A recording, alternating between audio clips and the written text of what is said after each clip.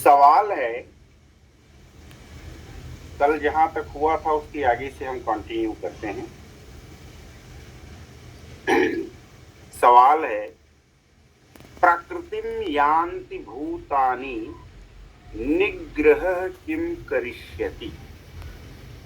प्रकृतिम यान्ति भूतानि यानी जो प्राणी हैं वे प्रकृति को प्राप्त होते हैं। निग्रह किम करिष्यति, कौन उनका निग्रह करेगा। यह श्लोकांश किस ग्रंथ का है। मैं फिर से प्रश्न रिपीट करता हूं, प्रकृतिम यान्ति भूतानि निग्रह किम करिष्यति। यह श्लोकांश किस ग्रंथ का है। तो सीधा सा उत्तर है, यह श्लोकांश भगवद गीता का। कहाँ का है। यह श्लोकांश भगवद गीता का है। तीसरे अध्याय का 31वां श्लोक है। ठीक है, आइए दूसरा सवाल। स्वधर्मी निधनम श्रेयः परधर्मो भयावहः। अर्थात स्वधर्मी निधनम श्रेयः, अपने धर्म में मर जाना। निधनम माने मर जाना, श्रेयः श्रेयस्कर है, परधर्मो भयावह, लेकिन जो दूसरे का धर्म होता है वह भयावह होता है, यानी वह भय का वाहक होता है, भय देने वाला होता है। यह सूक्त किस ग्रंथ से उद्धृत है। जवाब है श्रीमद् भगवद गीता। तीसरा सवाल, भूमि नाव्रियते वह्निर् यथा दर्शो मलिन। आदर्श, आदर्श का मतलब क्या होता है। एक तो आइडियल को कहते हैं आदर्श, दूसरा आदर्श का मतलब होता है शीशा, दर्पण। तो कह रहे यथा दर्शो मलिन च, अर्थात यथा आदर्श मलिन आव्रियते, अर्थात जिस तरह से दर्पण मल के द्वारा घेर लिया जाता है। जैसे देखिए शीशे पर धूल के कण जम जाते हैं। ठीक है, तो कह रहे हैं यथा दर्शो मलिन च, जिस तरह से आदर्श अर्थात शीशा धूल के कण द्वारा या मल के द्वारा घेर लिया जाता है, उसी प्रकार से धूमे नाव्रियते वह्नि, जो वह्नि है अर्थात जो आग है वह धूमेन आवृयते, वह धुएं के द्वारा क्या की जाती है, ढक ली जाती है।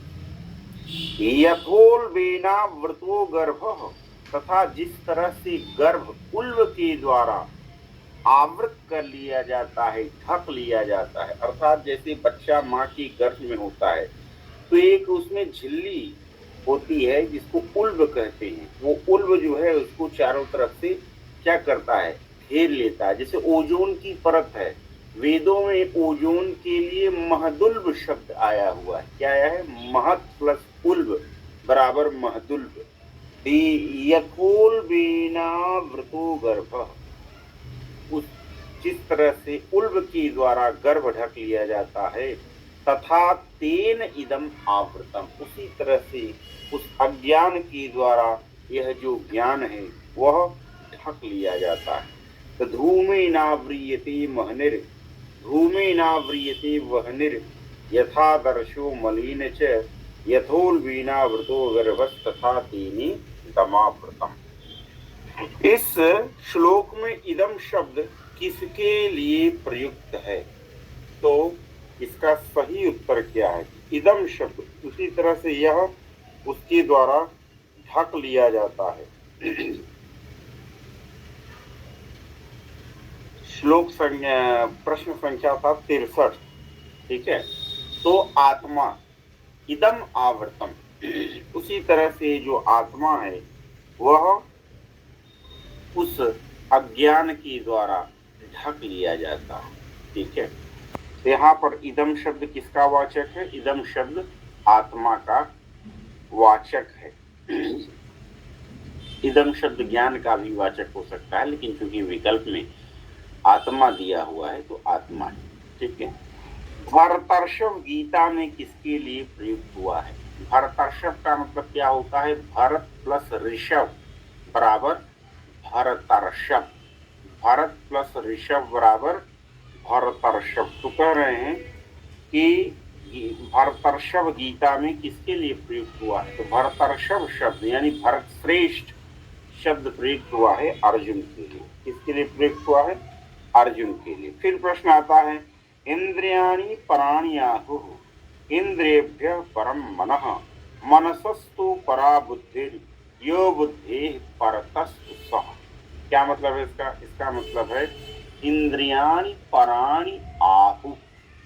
इंद्रियाणि माने इंद्रियों को, पराणि आहु विद्वान लोग पर कहते हैं। क्या कहते हैं? पर कहते हैं। यानी इंद्रियां पर हैं, यानी इंद्रियां सूक्ष्म हैं। अच्छा, इंद्रियेभ्यः परम मनः, और इंद्रियों से भी सूक्ष्म कौन है? इंद्रियों से भी सूक्ष्म जो है वो है मन। मनसस्तु परा बुद्धि, मनसः बुद्धि परा, मन से जो बुद्धि है वो क्या है? वो पर है। अर्थात मन से सूक्ष्म क्या है? मन से सूक्ष्म है बुद्धि। मन से सूक्ष्म क्या है? मन से सूक्ष्म है बुद्धि। एक मिनट।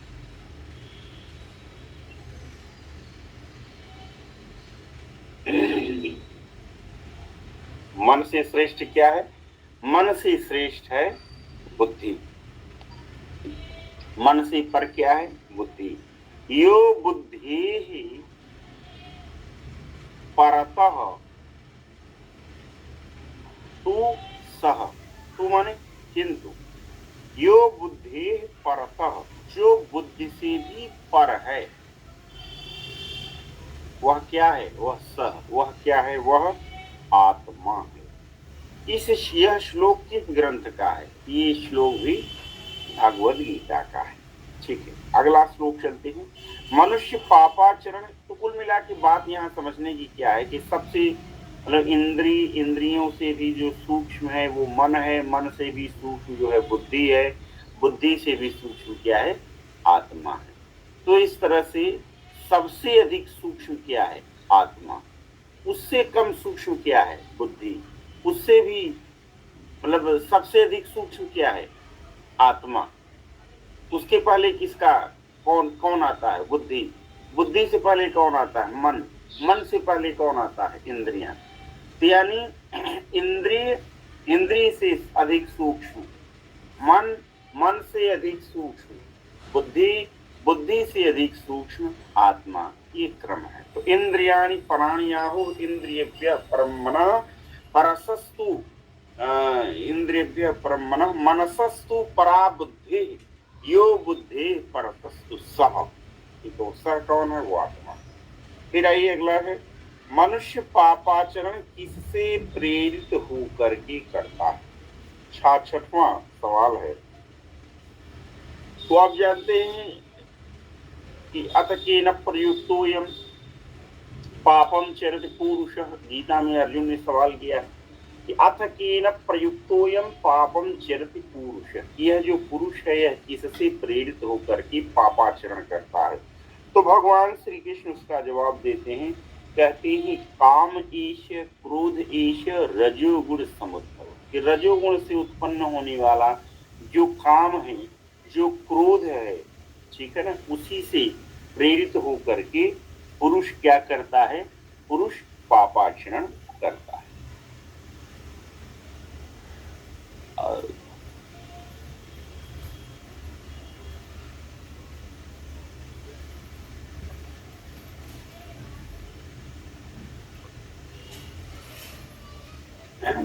ठीक है, आगे चलते हैं। आगे क्या है?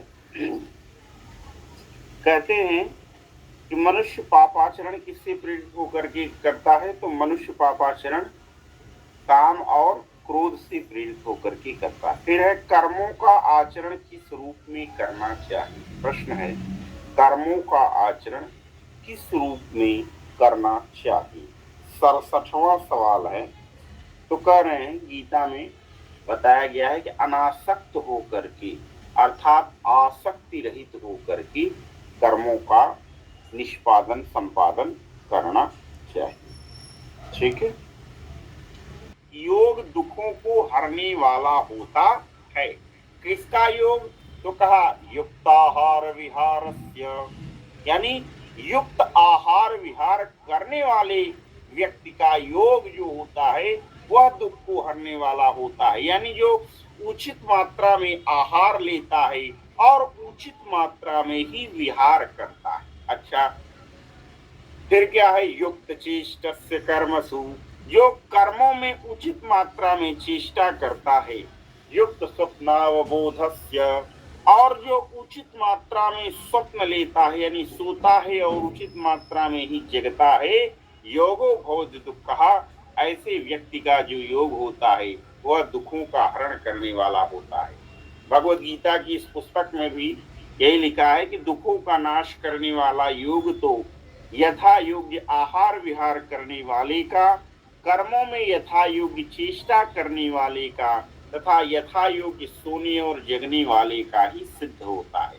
अब जैसे मोदी जी कहते हैं भाई वो 18 घंटे काम, 18 घंटे 20 घंटे 22 घंटे काम करते हैं, ठीक है, तो अगर वो उचित मात्रा में निद्रा नहीं ले रहे होंगे तो उनको दुख ही होगा।